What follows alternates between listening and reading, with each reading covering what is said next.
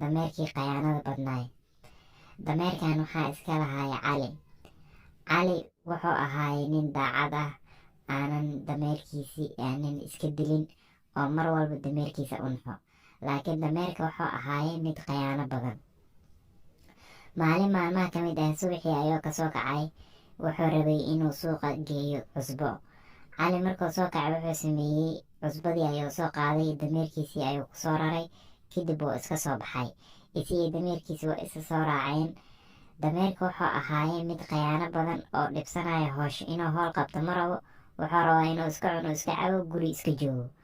Laakiin lagama yeelin, sidii ayay suuqa kusoo aadeen. Waxay soo socdaanba waxaa ka hor imaaday meel webi ah. Markii koowaad dameerkii isaga kaska ma ahaynin, wuu taaraxay, webiga ayuu ku dhacay. Markii webiga laga soo bixiyey, cusbadii dhan waa dhalaashay oo biyihii webiga ayaa dhalaaliyeen oo cusbadii ebrey noqotay. Dameerkii hoosoo ka farxay, kadib xaafadda lee loo laabtay oo waddo kale ma jirin. Cali wuxuu sameeyey xaafadda ayuu isaga laabtay. Cali markuu xaafadda uu ku laabtay, cusbo badana u taalay. Maalintaas wuxuu cuno oo lacag ah muusan haysanin, wuu ku qasbanaya suuqa inuu usoo laabto. Wuxuu sameeyey cusbadii u taalo haddana soo rartay oo dameerkii ayuu kusoo qaaday.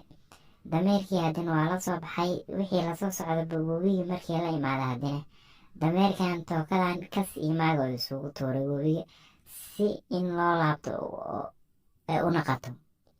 Webigii markuu isku tuuro lasoo bixiyay, haddana sidii aa dhacday. Cali muusan xanaaqin, haddana xaafadda ayuu u laabtay.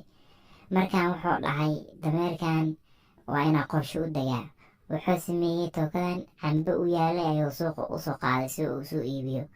Dameerkii iyo isagii haddana waa isa soo raaceen. Wixii lasoo socdoba webigii aa la imaada haddana. Mar kale haddana dameerkii wuu isku tuuray webiga.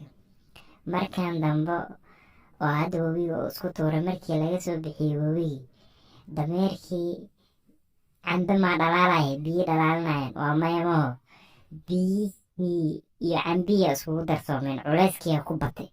waxaa la dhahay wax badan waa i khayaantee nabadii aa la dhahay. hadda culeyskii ayuu asagoo yaraay adaa isku badiyee nakaxey.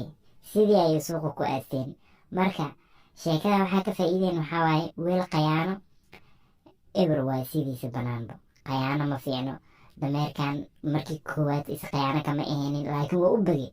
mar labaad oo isku tuuray, mar saddexaad, marka afraad isagii kusoo laabatay khayaanadii. wuxuu is dhahay labadan xabane meeshan ku dhalaali oo biyihii gal, kadibna xaafaddaa loo laabana, cusbo kale lasoo qaadaya malahan, sidaasay kugu toosto is dhahay.